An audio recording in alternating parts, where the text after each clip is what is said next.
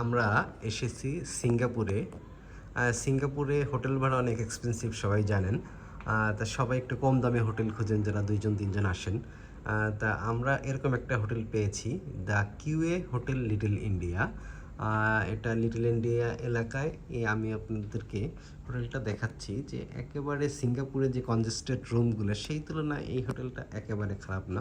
আমরা 2 জন থাকবো, 2 বেডের, এই 2টো বেড আছে, এর সঙ্গে একটু স্পেস আছে, একেবারে যে স্পেস নাই তা নাই। একটা চেয়ার টেবিল, টিভি, এপাশে ছোট্ট একটা আলমারি, একটা সেলফ।